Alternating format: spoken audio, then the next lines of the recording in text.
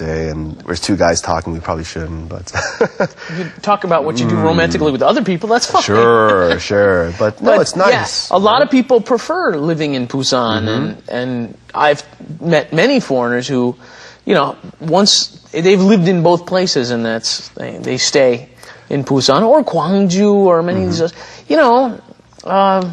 There's that. It's relaxed. Yeah, it's a different mentality when you get outside of Seoul, and people. It seems like you're not in the big city. True. People are more open and sometimes a little more sincere. When you're in a large city, because Seoul for me is really Hollywood and New York City put together. Right. Right. Because everyone's like hustling and bustling and just going after similar things. Right. But in Busan and I think other areas, like even like Yeosu, I was always a big fan of like reading about 이순신 장군. Right? Oh, really? Because honestly, you don't really learn about Korean heroes in the U.S., right? No. No, right? of course but you don't. learn about other countries' heroes. You learn about, like in England, you learn about like King Arthur, and like you learn about even Winston Churchill. You read just a variety of topics. You learn even like African stories and stuff. South America, Mexico. You read all these things, and in Asia, you read a lot about Japan and China. Yeah. But very few things you read about Korea, which I always found was lacking. Even in university, I took an East Asian Studies course. Yeah. No Korea, just Japan and China. Right. And as the Korean in the class, I was, Professor, can we Are we going to learn anything about Korea? Right? Do you know we have our own language that we invented ourselves? Yeah. You know we had the sundial that we invented? Right. And when I was reading about 이순신 장군, right, I was like, wow, his story's fantastic. The way that he used the terrain of the land.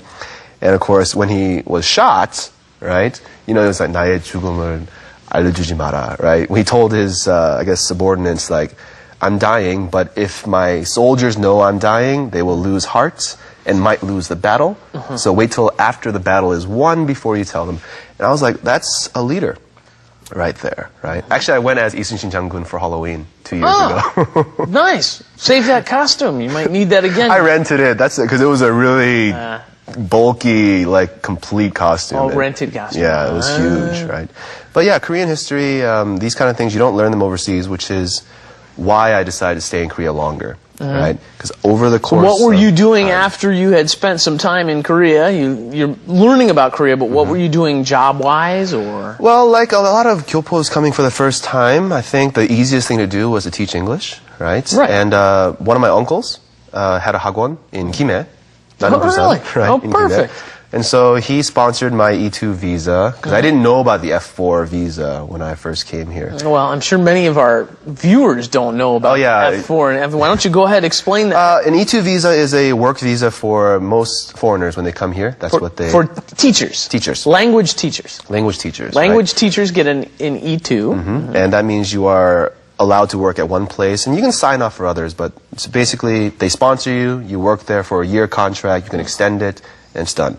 An F4 visa is a visa that's made for gyopos mainly, right? Whether you are a Canadian, a Korean, a Korean American, doesn't matter.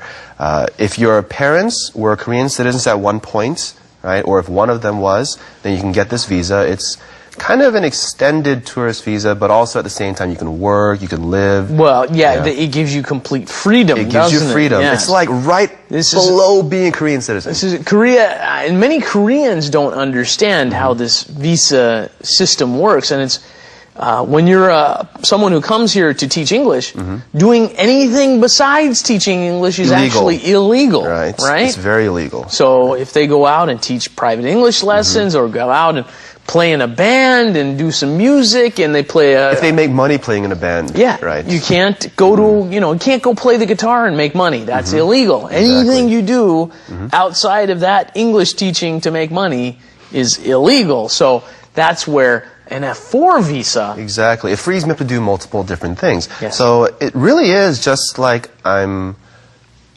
not a Korean citizen, but I'm close. That's the idea behind that visa. Like in America, we have the green card. Yes. Right? 영주권, right? So you get your permanent residency, and you can live here and live freely like a citizen. Yeah. And when it comes to the F4 visa, I don't have to leave the country to renew it, which I love doing that, because all I have to do is go to Mokdong and go to the immigration office and just get it reconnected.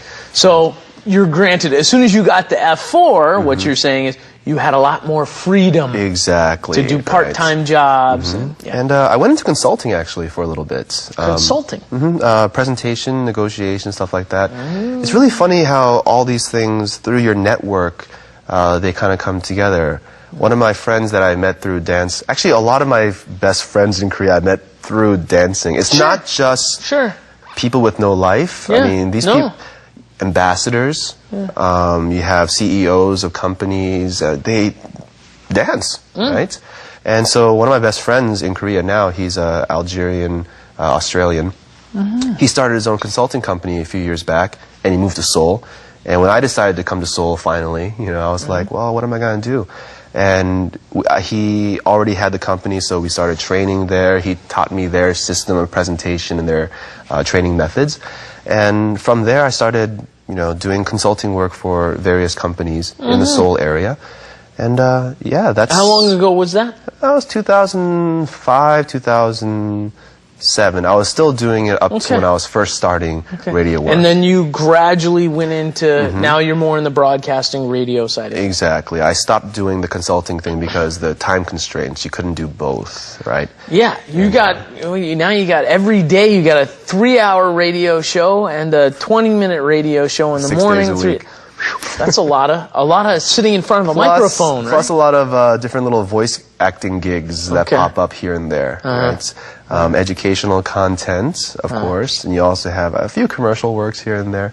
If you listen carefully, you might hear my voice in a few things that goes out, but maybe not. And yeah, so I enjoy this life actually. It's very freeing. Right? Yeah. You're a freelancer. I'm a freelancer. Yes. That's right. So I can do a lot of different jobs when they come, right? And I can choose, right? Which is, I like to have that freedom, right? Yeah. And also I think being able to focus my skill sets, right, into what I do is a lot of people have jobs that it's just a job. We used to call that just over broke. Just over That's broke. one of our consulting things we used to use. It's just people work, but they're not doing what they enjoy, and so because of that, they don't put enough energy into it, and they might become a little stagnant, a little stationary in their careers. But if you do what you enjoy, you know, and if you can find a way to find whatever passion you have and incorporate that into your work life, you'll have a much healthier 인생 life in general. Right? So I enjoy talking. And what are your plans for the future then? Where you want to take this career? You know,